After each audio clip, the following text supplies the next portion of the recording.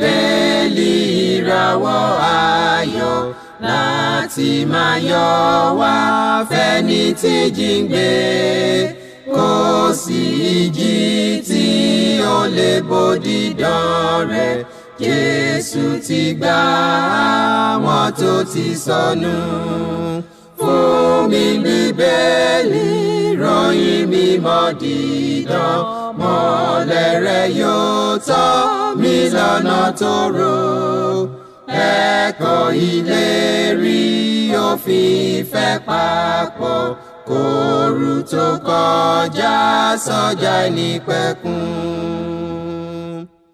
A kí yín káàbọ̀ sí ètò yín, ètò wa Jeki Bibeli Soro, èyí tí ìjọ Kristi ní ìlú Ondo àti ìjọ Kristi ní gbogbo tí wọ́n ń ṣe olùgbọ̀wọ́ rẹ̀. Orúkọ tèmi ni Fasonu Victor, Ajihinrere Kristi. Ẹ jẹ́ ká gbàdúrà. Ọlọ́run mímọ́, a gbé yín ga torí pé ẹ̀yin ni ohun gbogbo nínú ohun gbogbo. A fi ògo ọlá àtagbára fún yín torí pé ẹ̀yin ni Ọlọ́run wa. A dúpẹ́ fún ìwàláyé àti ìwàláàyè yín. Ọlọ́run ẹ gbà ọpẹ́ wa. Oore ọ̀fẹ́ ń jẹ́ kó máa bá wa gbé. Ẹ bá wa sọ̀rọ̀ yín lónìí kí ẹ sì gbàkóso ohun gbogbo.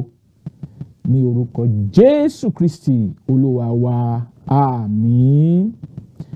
Lẹ́ẹ̀kan sí, a dúpẹ́ lọ́wọ́ Ọlọ́run ẹlẹ́dàá wa fún oore ọ̀fẹ́ aláìlẹ́gbẹ́ èyí tí a rí gbà láti jẹ́ ọ̀kan nínú àwọn alààyè lónìí tí ó rọ́jọ́ ní láyọ̀ àti àlàáfíà. Bẹ́ẹ̀ ni a kí àwọn tí ó ń wò wá nílé. A sì dúpẹ́ lọ́wọ́ Ọlọ́run fún ìwàláàyè yín bákan náà. Ọlọ́run olùbùkún yóò máa bùkún gbogbo wa lórúkọ Jésù. Àmín. Ẹ̀kọ́ tí a mú tọ̀ yín wá lónìí ó ní nǹkan ṣe pẹ̀lú ohun tá à ń rí láyìíká wa, àwọn ohun tá à ń gbọ́ lápá ọ̀tún àti lápá òsì. A sì fẹ́ fi Bíbélì yẹ̀ ẹ́ wò bóyá kí ni Ọlọ́run sọ nípa rẹ̀. Kókó ẹ̀kọ́ náà ni báwo la ṣe lè mọ wòlíì èké lónìí. Báwo la ṣe lè mọ wòlíì èké lónìí. Òun ni kókó ẹ̀kọ́ èyí tí a ní fún wa lónìí. Tí a bá kíyèsí inú ayé, a rí pé onírúurú àsọtẹ́lẹ̀ òun ló ń gbòde kan. Onírúurú ọ̀rọ̀ òun là ń gbọ́. Onírúurú ìfihàn ni onírúurú àwọn ènìyàn ni wọ́n á kùgbú sọ pé Ọlọ́run ló sọ fún wọn pé káwọn sọ fún ìran ènìyàn. Ó yẹ ká wo Bíbélì. Kí ni Bíbélì sọ nípa wòlíì èké? Báwo la ó ṣe mọ wòlíì èké? Kí nìdí tá a fẹ́ fi gbé ẹ̀kọ́ ìkalẹ̀? Kí nìdí tá a gbọ́dọ̀ kẹ́kọ̀ọ́ ẹ̀yin tẹ́ ń wò wá nílé? Ìdí tá a gbọ́dọ̀ kẹ́kọ̀ọ́ yìí ni pé ọ̀pọ̀lọpọ̀ láti fi ìtànjẹ èké tàbí àsọtẹ́lẹ̀ èké àti fi tàn jẹ. Èyí tó fi jẹ́ pé ó ti tì wọ́n sínú ìparun lónìí tàbí ìparun ayérayé. Ìdí àkọ́kọ́ tá a fẹ́ fi gbé ẹ̀kọ́ yìí yẹ̀wò nìyí. Ìdí èkejì tá a fẹ́ fi gbé ẹ̀kọ́ báwo la ṣe lè mọ wòlíì èké lónìí, òun ni pé ọ̀pọ̀lọpọ̀ láti torí àsọtẹ́lẹ̀ èké àti mú kúrò lọ́dọ̀ Kristi àti ọ̀rọ̀ rẹ̀ tó gbé kalẹ̀ fún wa. Ọ̀pọ̀lọpọ̀ àwọn èèyàn tí ń tẹ̀lé ohun mìíràn. Wọ́n ti ń tẹ̀lé àwọn ẹ̀mí èké yàtọ̀ sí àgbékalẹ̀ tọ́lọ́run gbé kalẹ̀ nínú Bíbélì fún wa. Ìdí èkejì nìyí. Ìdí ẹ̀kẹta tá a gbọ́dọ̀ kẹ́kọ̀ọ́ yìí òun ni pé Ọlọ́run fẹ́ kí àwọn aráalé kí wọ́n mọ ipò tí àsọtẹ́lẹ̀ àti àwọn wòlíì wà lónìí. Ọlọ́run fẹ́ kí gbogbo wa nílé ká mọ ipò tí àwọn àsọtẹ́lẹ̀ tàbí tí àsọtẹ́lẹ̀ àti wòlíì wà lónìí. Eléyìí ṣe pàtàkì, ó ṣe kókó nítorí pé ìwé Jòhánù orí 9 ẹsẹ̀ 22 sọ pé ẹ̀yin yóò mọ òtítọ́, òtítọ́ yóò sì sọ yín di òmìnira. Àkíyèsí tá a tẹ̀ tún kíyèsí ni pé lábẹ́ májẹ̀mú láéláé Ọlọ́run nínú àánú rẹ̀ ní ìgbà tó ń bá Mósè sọ̀rọ̀ tí àwọn ènìyàn Ísírẹ́lì tí wọ́n ń béèrè nípa báwo la ṣe gbọ́ ohùn Ọlọ́run, báwo la ṣe mọ̀ pé Ọlọ́run ló ń bá wa sọ̀rọ̀, báwo la ṣe mọ̀ pé ohun tí wòlíì bá sọ òtítọ́ ni tàbí èké, báwo la ṣe mọ àwọn wòlíì èké. Láti ìgbà Mósè òun ni Ọlọ́run nínú àánú rẹ̀ ló ti fi ọ̀rọ̀ sí Mósè lẹ́nu láti sọ ohun bá ó ṣe mọ àwọn wòlíì èké. Ẹ jẹ́ ká gbọ́ ohun tí Bíbélì wí. Ìwé Deuteronomy orí 18 nígbà tá a kíyèsí ẹsẹ̀ 20 sí 21, kí ni Bíbélì wí? Ó ní ṣùgbọ́n wòlíì náà tí ó kùgbú sọ̀rọ̀ kan ní orúkọ mi tí èmi kò fún ní àṣẹ láti sọ, tàbí tí ó sọ̀rọ̀ ní orúkọ Olúwa mìíràn, àní wòlíì náà yóò kú. Ẹsẹ̀ 21. Bí ìwọ bá sì wí ní ọkàn rẹ pé báwo ni àwa ó ṣe mọ ọ̀rọ̀ tí Olúwa kò sọ. Ẹ wo ẹsẹ̀ 22. Nígbà tí wòlíì kan bá sọ̀rọ̀ ní orúkọ Olúwa tí ohun náà tí kò bá rí bẹ́ẹ̀ tí kò sì ṣẹ, èyí ni ohun tí Olúwa kò sọ, wòlíì náà ni ó fi ìpùbú sọ̀rọ̀, kí ìwọ kí ó má ṣe bẹ̀rù rẹ̀. A ti rí pé a rí ohun tí Ọlọ́run nínú àánú rẹ̀ tó fi sí Mósè lẹ́nu láti sọ nígbà tí àwọn ọmọ Ísírẹ́lì ní ìgbà Mósè tí wọ́n ń béèrè pé báwo la ṣe lè mọ ọ̀rọ̀ tí Olúwa kò sọ tàbí ohun tí Olúwa kò wí.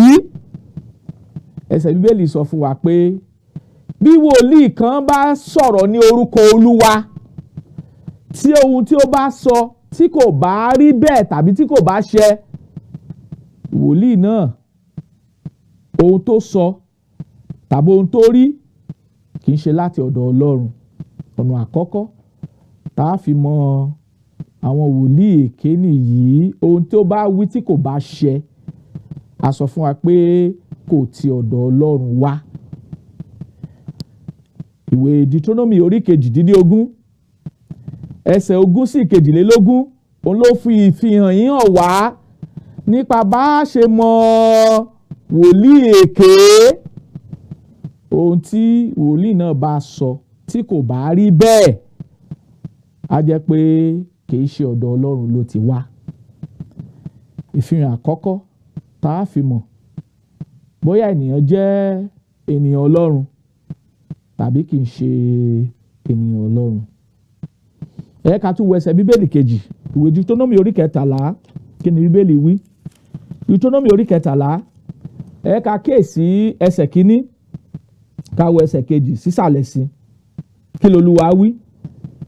Bí wòlíì kan bá hù láàrin rẹ tàbí alálà kan tí ó bá sì fi àmì tàbí iṣẹ́ ìyanu kan hàn, tí àmì náà tàbí iṣẹ́ ìyanu náà tí ó sọ fún ọ bá ṣẹ, bá wí pé ẹ jẹ́ kí a tẹ̀lé ọlọ́run mìíràn lẹ́yìn tí ìwọ kò mọ̀ rí, kí a sì máa sìn wọ́n, ìwọ kò gbọdọ̀ fetí sí ọ̀rọ̀ wòlíì náà tàbí alálà náà,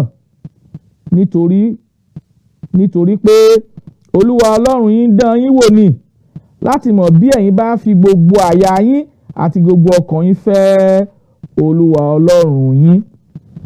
Ẹ wo ohun tí Bíbélì kọ́ wa ní ìwé Deuteronomy orí 13 ẹsẹ̀ 1 sí 3. Ó ní bí wòlíì kan tí ó bá dìde láàrin yín tó ṣiṣẹ́ àmì àti iṣẹ́ ìyanu kan tàbí tó sọ̀rọ̀ kan tó sì rí bẹ́ẹ̀, ó ti ṣe iṣẹ́ àmì, gbogbo èèyàn ti rí, ṣùgbọ́n ó wá ń sọ pé kí àwọn ènìyàn ó sin ọlọ́run mìíràn yàtọ̀ sí ìlànà tí Ọlọ́run ti gbé kalẹ̀ yálà nínú ọ̀rọ̀ rẹ̀ tàbí ìlànà rẹ̀, a sọ fún wa pé irú wòlíì náà wòlíì èké ni. Ìyẹn túmọ̀ sí pé láti abẹ́ májẹ̀mú láéláé ní ìgbà Mósè ni Ọlọ́run nínú àánú rẹ̀ ló ti ń sọ bí a ó ṣe mọ àwọn tí kì í ṣe ènìyàn Ọlọ́run, àwọn tí kì í ṣe wòlíì Ọlọ́run, àwọn tí kò mọ Ọlọ́run, tí wọ́n kàn ń sọ̀rọ̀ ní orúkọ Olúwa, bá ó ṣe mọ̀ wọ́n. Ẹ má jẹ́ ká gbàgbé, a sọ pé àkọ́kọ́ bí wòlíì kan bá sọ̀rọ̀ tàbí alálà kan tí ohun tó bá sọ tí ò bá ṣẹ, wòlíì èké ni. Ó túmọ̀ sí pé Ọlọ́run kọ́ ló ń rán níṣẹ́ láti sọ̀rọ̀ náà. Bí wòlíì kan bá ṣiṣẹ́ àmì àti iṣẹ́ ìyanu tí gbogbo èèyàn sì fojú rí, ṣùgbọ́n ó wá fẹ́ kéèyàn ṣe nǹkan mìíràn yàtọ̀ sí ìlànà tí Ọlọ́run ti gbé kalẹ̀, a sọ fún wa pé wòlíì èké ni. Ẹ̀yin ènìyàn wa nílé, mo rò pé àlàyé ọ̀rọ̀ Ọlọ́run Bíbélì lábẹ́ májẹ̀mú láéláé Deuteronomy orí 18 ẹsẹ̀ 1 sí 22 àti ìwé Deuteronomy orí 13 ẹsẹ̀ 1 sí 3 ó ti kọ́ wa lẹ́kọ̀ọ́ nípa bá ó ṣe mọ wòlíì èké lónìí. Ẹ wo ìgbà tí Ọlọ́run ti sọ̀rọ̀ nípasẹ̀ ìránṣẹ́ rẹ̀ Mósè tó ti kìlọ̀ fún àwọn ọmọ Ísírẹ́lì títí di ìkìlọ̀ náà ó sì ń jẹyọ láàrin wa lónìí. Ọ̀pọ̀lọpọ̀ nǹkan làwọn èèyàn sọ tá dẹ̀ fọwọ́ gbáyà pé Ọlọ́run ló sọ bẹ́ẹ̀ fún wọn, tó bá dẹ̀ tó àkókò kò ní wá sí ìmúṣẹ. Ó túmọ̀ sí pé Ọlọ́run kọ́ ló sọ ọ́, Ọlọ́run kọ́ ló bá wọn sọ, kò ti ọ̀dọ̀ Ọlọ́run wá. Ilé gbọ́dọ̀ yé wa bí a ti ń tẹ̀síwájú nínú ẹ̀kọ́ ọ̀rọ̀ Ọlọ́run. So ìyẹn fi hàn wá pé láti ìgbà Mósè lọ́lọ́run ti kọ àkọsílẹ̀ nípa bá ó ṣe mọ àwọn wòlíì èké. Ní ìgbà tí Jésù Kristi Olúwa wa náà dé, ó kìlọ̀ fún àwọn ọmọlẹ́yìn rẹ̀, ó kìlọ̀ fún àwọn àpọ́stélì rẹ̀, bẹ́ẹ̀ ló kìlọ̀ fún àwọn ènìyàn tí ó gbàgbọ́ nípasẹ̀ ẹ̀kọ́ àtìlànà àwọn àpọ́stélì pé wọ́n gbọ́dọ̀ ṣọ́ra fún èké Kristi, èké wòlíì àti èké olùkọ́ni. Ẹ jẹ́ ká gbọ́ ìkìlọ̀ Jésù Olúwa wa. Ní ìwé Mátì orí 24, ìwé Mátì orí 24 ẹ ká wo ẹsẹ̀ 23 sí 25 kí l'Olúwa wí. Ìwé Mátì orí 24 nígbà tá kíyèsí ẹsẹ̀ 23 sí 25 kí l'Olúwa bá wa sọ. Ẹgbọ́n tó l'Olúwa wí o. Ó ní 23, ó ní nígbà náà bí ẹnìkan bá wí fún yín pé wò ó Kristi ń bẹ níhìn tàbí lọ́hùn, má ṣe gbà á gbọ́. Nítorí àwọn èké Kristi àti àwọn èké wòlíì yóò dìde, wọ́n sì fi àmì àti ohun ìyanu ńlá hàn tó bẹ́ẹ̀ tí ó bá ti lè ṣeé ṣe wọ́n ó tan àwọn àyànfẹ́ pàápàá. Wò ó, mo wí fún yín tẹ́lẹ̀. A rí pé Kristi Jésù ó ti kìlọ̀ fún àwọn àpọ́stélì rẹ̀ àtàwọn ọmọlẹ́yìn rẹ̀ pé èké Kristi yóò dìde, èké wòlíì yóò dìde àti àwọn èké olùkọ́ni yóò dìde. Tí a bá wọnú ayé lónìí, gbogbo àsọtẹ́lẹ̀ tí Jésù Kristi Olúwa wa ti sọ nípa èké Kristi ó ń ṣẹlẹ̀, ó ti ṣẹlẹ̀ sẹ́yìn, ó sì ń ṣẹlẹ̀ lọ́wọ́lọ́wọ́. Àsọtẹ́lẹ̀ nípa àwọn èké wòlíì ó ń ṣẹlẹ̀ sẹ́yìn, ó ń ṣẹlẹ̀ nísinsìnyí, ó sì ń ṣẹlẹ̀ lọ́wọ́lọ́wọ́, yóò sì ṣẹlẹ̀ lọ́jọ́ iwájú. Àwa tí a mọ Ọlọ́run tí a sì fẹ́ dúró nínú Bíbélì, a gbọ́dọ̀ ṣàkíyèsí ọ̀rọ̀ Olúwa wa Jésù Kristi. Ó ṣe pàtàkì, bẹ́ẹ̀ ló ṣe kókó. Lọ́wọ́lọ́wọ́ báyìí gan ọ̀pọ̀lọpọ̀ wòlíì èké yóò sì tún dìde, ṣùgbọ́n a gbọ́dọ̀ mọ ìkìlọ̀ tí Ọlọ́run ti kì wá nílọ̀ nínú ọ̀rọ̀ rẹ̀ nípa báwo la ṣe mọ wòlíì èké lónìí. Jésù ti kì wá nílọ̀ pé èké wòlíì yóò dìde, èké wòlíì yóò dìde, èké Kristi yóò dìde àti èké olùkọ́ni. ṣùgbọ́n Kristi ti kì wá nílọ̀ pé a gbọ́dọ̀ ṣàkíyèsí wọn. Ìyẹn bẹ́ẹ̀ kí ni wọ́n máa ṣe tá a fi mọ̀ pé èké ni wọ́n? Iṣẹ́ ìyanu èké, iṣẹ́ ìyanu tó yàtọ̀ sí ìtarí nínú Bíbélì òun ni wọ́n máa ṣe. Ohun tí Kristi sọ nìyí. Bíbélì ní ẹni tó bá létí kó gbọ́ ohun tí Ẹ̀mí sọ fún ìjọ. So Kristi ó ti kìlọ̀ fún àwọn àpọ́stélì, ó kìlọ̀ fún àwọn ọmọ ẹ̀yìn ní àkókò tirẹ̀. Bẹ́ẹ̀ náà ló ṣe ń kìlọ̀ fún wa lónìí torí pé a ní Bíbélì àti fún wa ní Bíbélì tí ń ṣe ọ̀rọ̀ Ọlọ́run. Ó kìlọ̀ fún wa náà lónìí pé a gbọ́dọ̀ ṣọ́ra fún àwọn èké wòlíì àti àwọn èké olùkọ́ni. Kí ni ìkìlọ̀ mìíràn tí a tún rí nínú Bíbélì tí Kristi tún kìlọ̀ fún wa? Ìwé Mátíù orí 7 pàtàkìyèsí ẹsẹ̀ 15 kí ni Olúwa wí? Ìwé Mátíù orí 7 pàtàkìyèsí ẹsẹ̀ 15 15 sí 16 kí Olúwa kọ́ wa? Ẹgbọ́n tó Olúwa wí. Ó ní ẹ máa kíyèsí àwọn èké wòlíì tó ń tàn yín wá ní àwọ̀ àgùntàn ṣùgbọ́n apanijẹ ìkookò ni wọ́n nínú.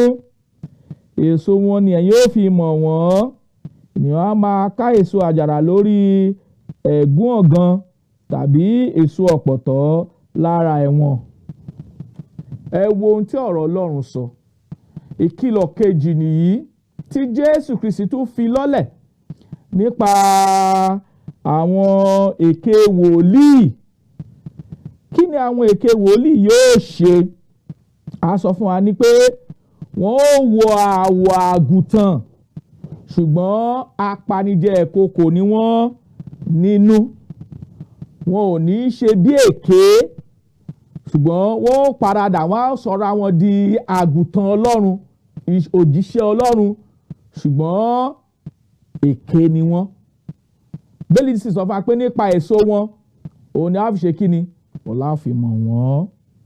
Kí ni ìkìlọ̀ kẹta tí Jésù Kristi Olúwa kì wá nílọ̀ nípa àwọn èké wòlíì?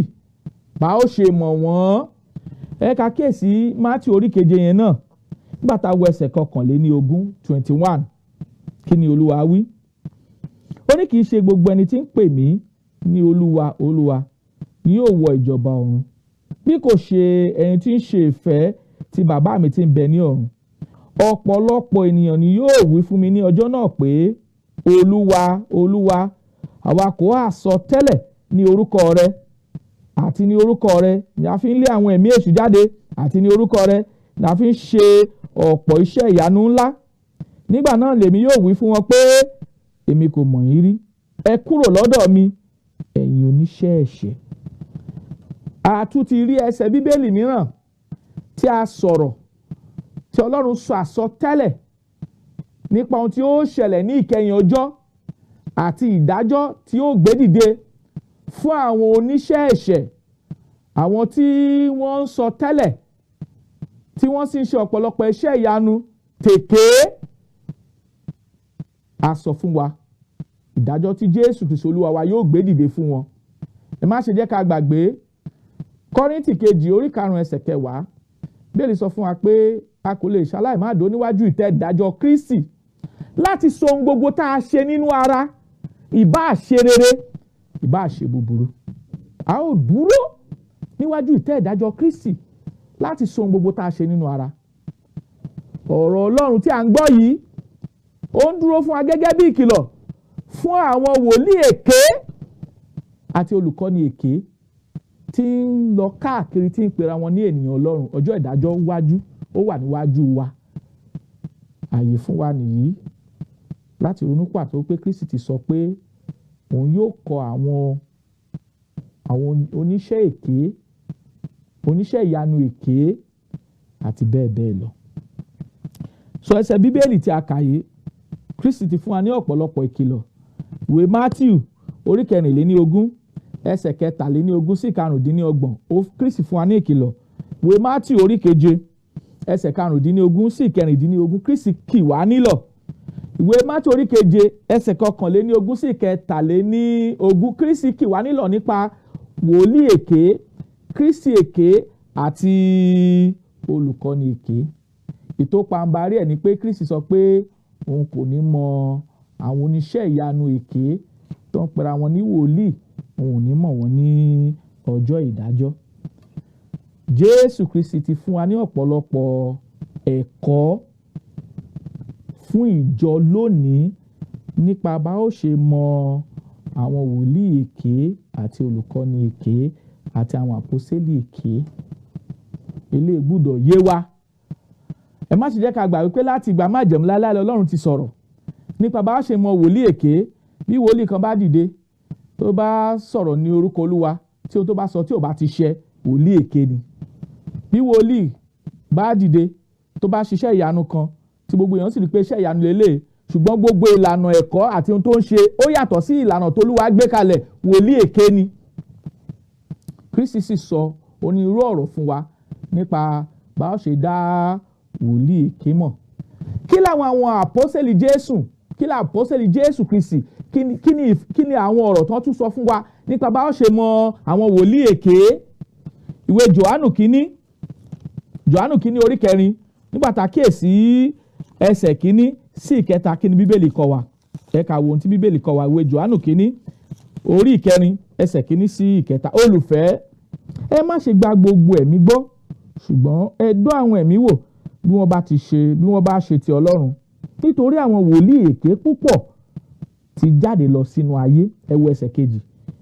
Èyí ni ẹ ó fi mọ ẹ̀mí Ọlọ́run. Gbogbo ẹ̀mí tó bá jẹ́wọ́ pé Jésù Kristi wá nínú ara ti Ọlọ́run ni. Gbogbo ẹ̀mí tí kò sì jẹ́wọ́ pé Jésù Kristi wá nínú ara kì í ṣe ti Ọlọ́run. Èyí sì ni ẹ̀mí aṣòdì sí Kristi náà tí ẹ̀yin ti gbọ́ pé ó ń bọ̀, àti nísinsìnyí ó sì ti dé sínú ayé. A sọ fún wa pé àsọtẹ́lẹ̀ tí àpọ́sítélì Jòhánù tó sọ ní nípa wòlíì èké, àwọn olùkọ́ni èké, pé wọ́n ti wà nínú ayé. Ìyẹn túmọ̀ sí pé ní ìgbà àwọn àpọ́sítélì Jòhánù, ọ̀pọ̀lọpọ̀ wòlíì èké wọ́n ti wà nínú ayé ní àkókò yẹn títí dòní, títí dọjọ́ iwájú gan, tí Kristi bá fa bíbọ̀ rẹ̀ sẹ́yìn. Ọ̀pọ̀lọpọ̀ wòlíì èké ni ó wà nínú ayé lónìí tí wọ́n sì ti dìde, tí wọ́n sì ti ń sọ ohun tí a ò rí nínú Bíbélì àti ohun tí Ọlọ́run ò gbé kalẹ̀ tí wọ́n ń sọ fáwọn ènìyàn. Ọlọ́run ní nípasẹ̀ àwọn àpọ́sítélì ó ní kí a máa dán gbogbo ẹ̀mí wò. Báwo la ṣe lè dán àwọn ẹ̀mí wò? Ọlọ́run ti fún wa ní Bíbélì tí ń ṣe ọ̀rọ̀ Ọlọ́run. Ohunkóhun tí ẹnikẹ́ni bá sọ a gbọ́dọ̀ fàfiwé rẹ̀ nínú Bíbélì. Tí ò bá ti bá Bíbélì mu, èké ni. Ẹ ká tún wo ohun tí Pétérù sọ fún wa. Ìwé Pétérù kejì orí 1 ẹsẹ̀ 1 sí 7 nípa àwọn olùkọ́ni èké àti wòlíì èké. Kí l'Ọlọ́run wí? Ẹ̀gbọ́n t'Ọlọ́run sọ ni. Ṣùgbọ́n àwọn wòlíì èké wà láàárín àwọn ènìyàn náà pẹ̀lú, gẹ́gẹ́ bí àwọn olùkọ́ni èké yóò ti wà láàárín yín. Àwọn ẹni tí yóò mú àdàmọ̀ ègbé wọnú yín wá, àní yóò sẹ́ Olúwa tí ó rà wọ́n, wọ́n ó sì mú ìparun tí ó yára kánkán wá sórí ara wọn. Ohun tá à ń sọ ni pé Ọlọ́run ń jẹ́ kí a mọ̀ nínú ọ̀rọ̀ rẹ̀ pé ọ̀pọ̀lọpọ̀ wòlíì èké òun ló wà nínú ayé. Àwọn ìfihàn táwọn àpọ́sítélì Jésù Kristi, àpọ́sítélì Jòhánù ti sọ fún wa, ó jẹ́ kí a mọ̀ pé wòlíì èké ó pọ̀ nínú ayé, ó ń bẹ nínú ayé. Ọ̀kan àmì tá a fi mọ̀ ni pé wọn ò ní jẹ́wọ́ pé Jésù Kristi ọmọ Ọlọ́run ní í ṣe, àti bẹ́ẹ̀ bẹ́ẹ̀ lọ. Àpọ́sítélì Jòhánù ó tún sọ bákan náà.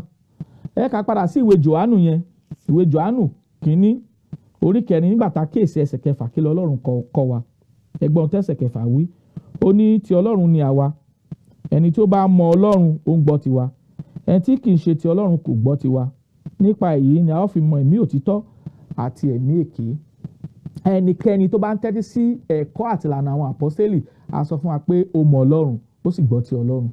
Ẹnikẹ́ni tí ò bá tẹ́tí sí ẹ̀kọ́ àwọn àpọ́sítélì tí ń ṣe ẹ̀kọ́ tí a rí nínú májẹ̀mú titun kò mọ Ọlọ́run, kò sì gbọ́ ti Ọlọ́run. Ohun tí Bíbélì sọ fún wa nìyí. Tímótì kínní orí 4 nígbà tá kíyèsí ẹsẹ̀ 1 àti ẹsẹ̀ 2 kí ni Bíbélì kọ́ wa? ìwé Tímótì kínní orí ìkẹrin pàtàkì ẹsẹ̀ kínní àti ìkejì kínní Bíbélì kọ́ wa nípa wòlíì èké àti àwọn olùkọ́ni èké.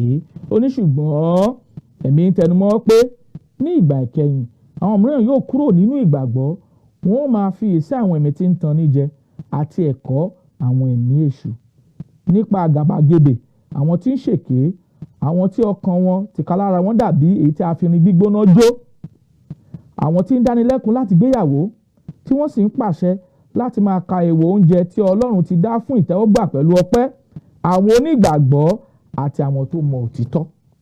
A sàsọtẹ́lẹ̀ àpọ́sẹ̀lì Pọ́ọ̀lù sàsọtẹ́lẹ̀ pé ẹ̀mí ń tẹnumọ́ pé ní ìkẹyìn ọjọ́ àwọn mìíràn yóò kúrò nínú ìgbàgbọ́, yóò máa fi èsì ẹ̀mí tí ń tọ́ni jẹ àti ẹ̀kọ́ àwọn ẹ̀mí èṣù gbogbo.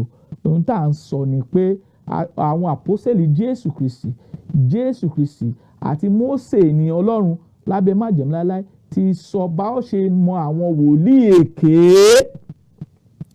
Ìyẹn túmọ̀ sí pé ọ̀pọ̀lọpọ̀ wòlíì èké níbẹ̀ nínú ayé lónìí. Òtítọ́ ni eléyìí, kò sí irọ́ níbẹ̀. A gbọ́dọ̀ dán gbogbo àwọn ẹ̀mí wò pẹ̀lú àfihàn tá a rí nínú ọ̀rọ̀ Ọlọ́run gẹ́gẹ́ bí àpọ́sẹ̀lì Jésù Kristi ti kọ́ wa lẹ́kọ̀ọ́. Gbogbo òtítọ́ tọ́lọ́run fẹ́ ká mọ̀ ló wà nínú Bíbélì. Òtítọ́ tọ́lọ́run fẹ́ ká mọ̀ nípa ìgbàlà àti sọ sínú Bíbélì, nípa ìjọ àti kọ́ sínú Bíbélì, nípa bá a ṣe sin Ọlọ́run lẹ́mìí àti lótìtọ́ àti kọ́ sínú Bíbélì, nípa ìgbé ayé àlàáfíà àti kọ́ sínú Bíbélì, nípa ìrètí ògo tí ń bẹ ní ọ̀run àti kọ́ sínú Bíbélì. Kí la nílò wòlíì fún? Béèrè ni pé kí la nílò wòlíì fún? Kírísítẹ́nì ò gbọ́dọ̀ tẹ́tí sí, ó gbọ́dọ̀ máa dán gbogbo àwọn ẹ̀mí wò, nítorí pé ọ̀pọ̀lọpọ̀ wòlíì àti àsọtẹ́lẹ̀ èké ò ní ibẹ̀ nínú ayé lónìí.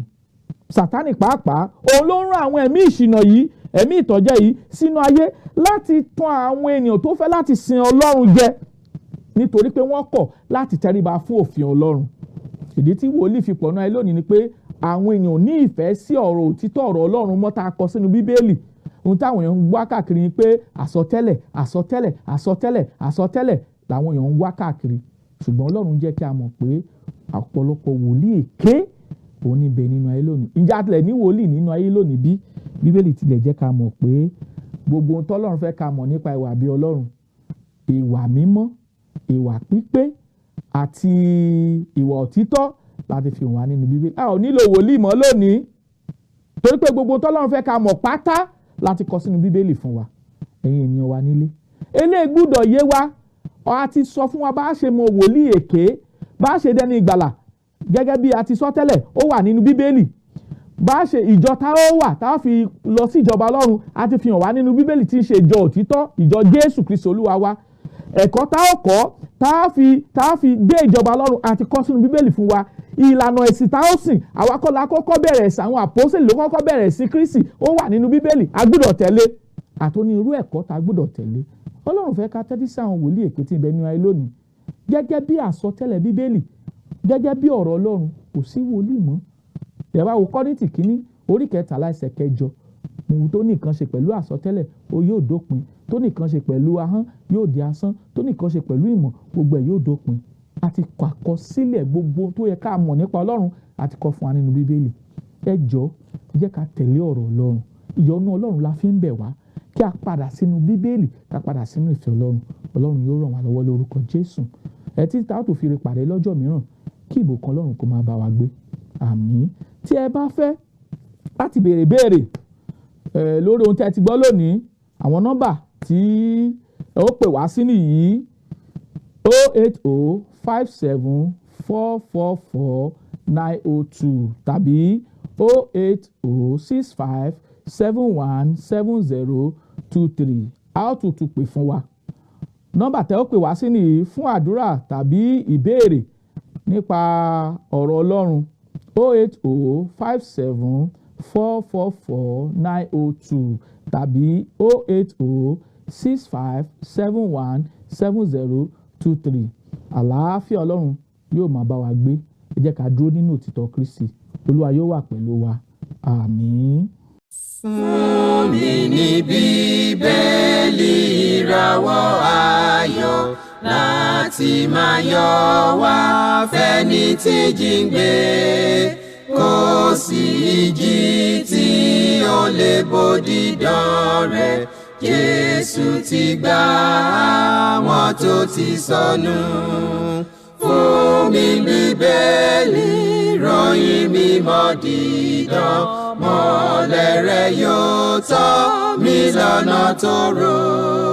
Ẹ̀kọ́ ìlérí òfin ìfẹ́ papọ̀, kóòrù tó kọjá sọ́jà ìnípẹ̀kun.